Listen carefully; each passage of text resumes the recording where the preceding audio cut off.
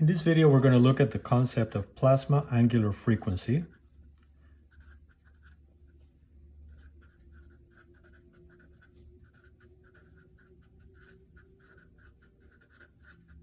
And for that, we start with our rectangular Cartesian coordinate system, direction x, y, z. Next thing we're going to do is we're going to consider an electric field in the x direction. That's our electric field. And of course, anytime you have an electric field, orthogonal to that, you're going to have a magnetic field. Now, this is a big point. In this derivation, we are going to forget about the magnetic field. Start with Newton's second law, or Newton 2 for brevity. That, of course, is F equals to ma. The force in this case is going to be provided on the charge by the electric field. So the force is QE, mass of our particle, and the acceleration, which can be written as the second derivative with respect to time of the x-coordinate, because that's the only coordinate we're looking at over here. It's vector, but we're only looking at the x direction, so it's one-dimensional. Big assumption coming up now. We are going to assume a sinusoidal E field. So essentially, we're going to be perturbing our ionosphere up there, which is what we're going for, with an electric field E naught times e to the I omega t. Sinusoidally, this is sines and cosines, so it's sinusoidally varying with an angular frequency omega. Great. Now, if we plug this in here, we end up with the following. And we integrate, we end up with the following. dx dt equals to QE over m. We've gone ahead and moved some constants over to the side. And actually, this is going to be E naught because we're going to be substituting this sinusoidally varying electric field. When we integrate, we end up with an I omega in the basement, which is the argument of e to the I omega t. Not the variable, just a little argument in front of the variable. So that goes to the denominator, and that's what that is. Now, we can go ahead and multiply times 1 in a funny way, written in a funny way, I over I.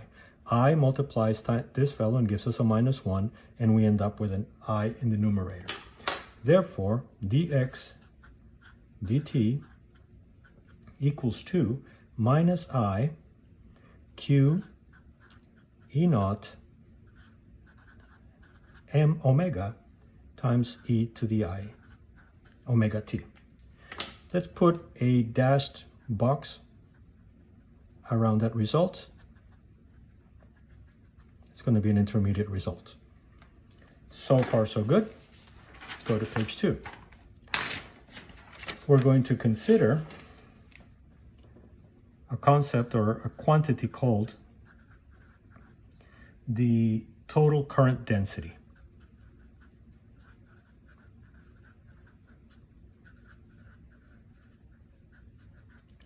And for that, we're going to consider that, or call that J total equals to partial d with respect to t. I'll explain that in 1 second, plus current density free. Okay, let's do some explanations here. First of all, our model. We're going to think in terms of a parallel plate capacitor, as simple as it sounds. So we have some dielectric material over here, and then the other side here, the other plate. Let's go ahead and color that fellow blue for clarity. So our dielectric material there, just like in any capacitor, is going to be modeled or be contributing a current when we apply voltage between the two plates due to the free electrons in that material, but also due to this thing, which is what we're going to call a displacement current density. In other words, this is a contribution to the current density, not from the free moving electrons, but from the ones that are in place, that are too tethered to their ion, if you will. And over here, we call this fellow the conduction or convection current density. So let's do some explanations here. In other words, if you imagine our dielectric being solid of some sort, then you could have free electrons that can be considered conduction electrons. However, if you have a dielectric that is gaseous in form, you can think of convection currents for the electrons going across. So that's why we call it conduction or convection current density. Specifically, what we're going again, when we're studying the ionosphere, although these equations are applicable to other materials, they don't have to be looking at the ionosphere system. We're going to be looking at partially ionized plasma. Again, look at it in terms of the ionosphere. We could have some of those electrons are free and some of them are actually tethered to their ions. In other words, they're neutral atoms that get polarized or get this displacement effect going. As we said before, we are going to be assuming sinusoidal electric field, or sinusoidal time-varying field, call it E field. So then we can say E naught equals to, E equals to E naught, getting ahead of myself there, times E to the I omega t. Again, omega is the angular frequency of the wave that's going into the ionosphere. So therefore, we can say partial of D.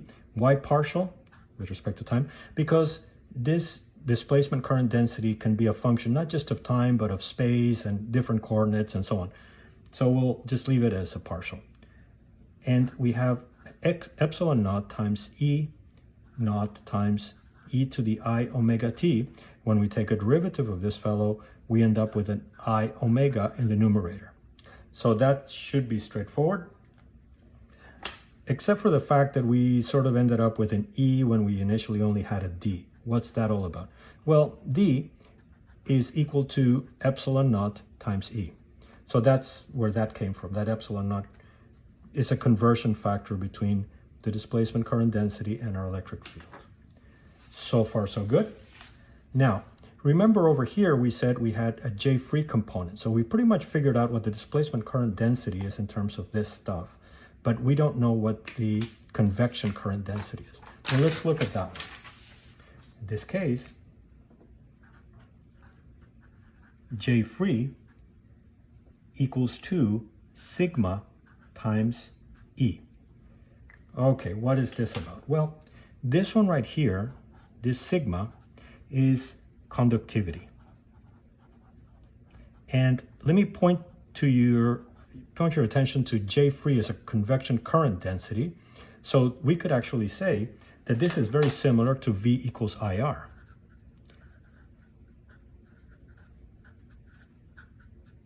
Which is Ohm's law. How do we figure that? Well, conductivity is 1 over resistivity. E is the electric field, but it's measured in volts. And J-free, remember, is a current density. So let's write down here, J-free equals 2. Okay, we're going to have to sum each one of these particles or conducting particles in their contribution. Let's call it K.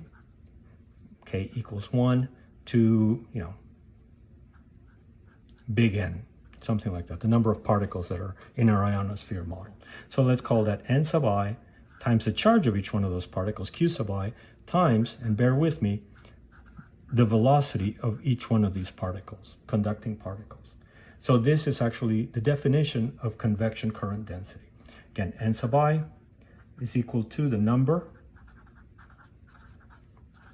of free ions or electrons.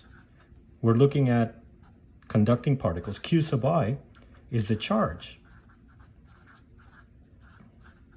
of these ions or electrons. And this funny way of writing the velocity, which is the slope for for the particle, the conducting particle, is really the drift velocity. As we apply our voltage, we're going to have some of those convection or conduction particles drifting along. So the drift velocity of the particle along the x-axis.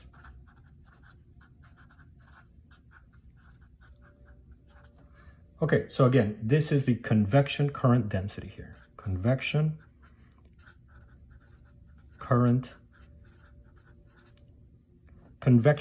density. That's how we define it. Great. So why are we looking into that? Well, because the next step, we're going to come back to our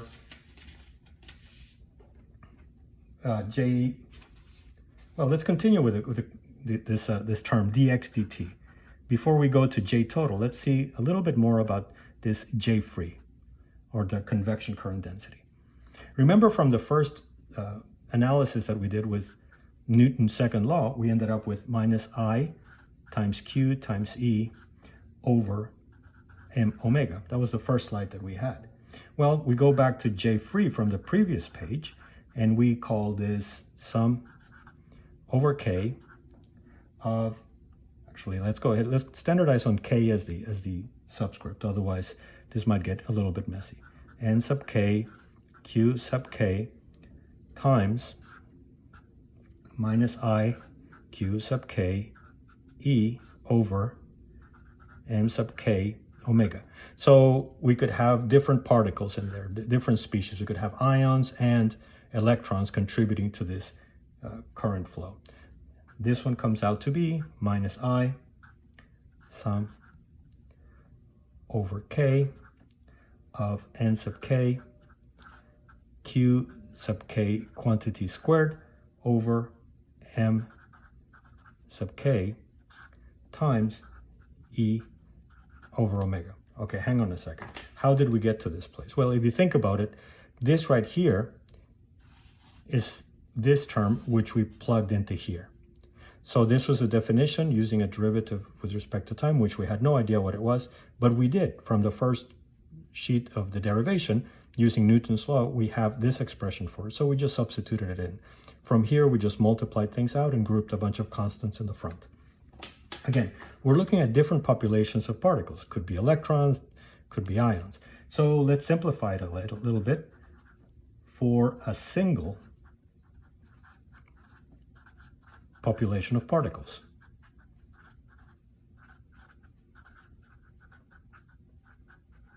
namely electrons. We say E to the with the minus sign there. That's the electron. So J free then becomes, and this is one of our intermediate results, minus I times N. Now we're going to replace K, which could be ions or electrons, with E. We're only looking at electrons now. Q sub E squared over M sub E times omega times E. Okay, let's go ahead and put a dashed box around that one. That's another one of our intermediate results. So now we have an expression for J free, and also we have an expression for that drift current density. So we can come up with J total, which is equal to the first term, dd dt, which is I omega epsilon naught E, and the second term, which we just came up with, minus I N sub E Q sub E quantity squared over omega M sub E times E. Or substituting or simplifying a little bit and factoring out I omega epsilon naught E, we can come up with 1 minus N sub E Q sub E quantity squared divided by omega squared epsilon naught M sub E. Great. This is a little bit messy. Well, let's do a definition that'll help out. Specifically, let's look at this fellow right here and define him to be omega sub P. So this becomes I omega epsilon naught E. Let's not confuse omega sub P with omega. Omega is the driving frequency of our wave hitting the ionosphere. now we call omega sub p quantity squared over omega squared. This is J total, where omega sub p is defined to be n sub e q sub e squared epsilon naught m sub e to the 1/2 or the square root of that quantity, or called the plasma angular frequency. So that one deserves a box. So we're going to ahead and say that. And that plasma angular frequency actually gives us some good insight into our problem. Again, we're looking at an electromagnetic wave hitting this plasma, which in our case we're thinking is going to be the ionosphere. So let's plug in some numbers for the ionosphere. In this case, what we can say is for the ionosphere, we have, let's see, n sub e, we're going to need that. That one is about 10 to the 11 per meter cubed, right, for typical values of electron densities in the ionosphere, in the upper ionosphere.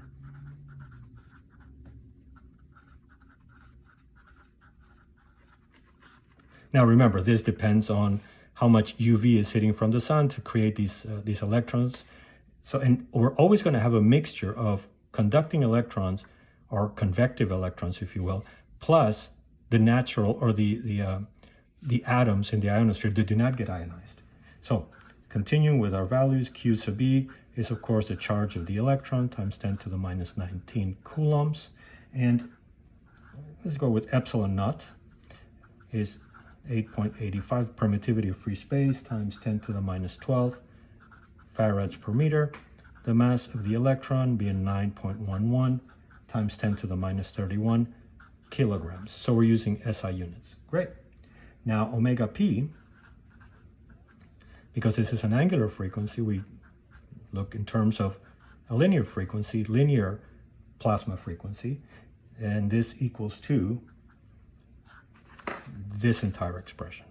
We'll just go to the 1/2, that expression there. When we plug in our values, that becomes, well, let's go ahead and solve for nu sub p before we do that. We get a 1/2 pi times this value. So now let's go ahead and plug in some values. We have 10 to the 11 times 1.602 times 10 to the minus 19 divided by 8.85, 10 to the minus 12. And over here we have the mass of the electron, 9.11, very, very small, 10 to the minus 31. Great. Now when we multiply this out, therefore, nu sub p, this is what I got in my calculation here, 2.84 times 10 to the 6 per second, or hertz, or about 3 megahertz. So that's interesting because just computing the plasma angular frequency, we're getting that from our analysis here, very basic analysis. We're being told by the analysis that there's going to be a cutoff frequency at around 3 megahertz. Again, it all depends on this value right here, which is the typical in the upper atmosphere density or number of electrons. So if you have more ionization in the upper atmosphere, this number will change. But what this is going to be telling us in future derivations or in other places online that you can find out is that frequencies below 3 megahertz will get bounced back off the ionosphere, but frequencies above 3 megahertz go through the ionosphere. So the megahertz is actually the frequency by which you start having your maximum usable frequency or your reflected radio waves coming back to Earth and doing multiple skips and helping us out for radio communications. So that's where the plasma frequency, the plasma angular frequency, and in this case, the plasma linear frequency comes from a very basic analysis, only considering the E field. Of course, more sophisticated analyses would imply that we have to use B fields and so on, assume the direction of the B field and such. But this is the plasma angular frequency derivation. Hopefully that was helpful.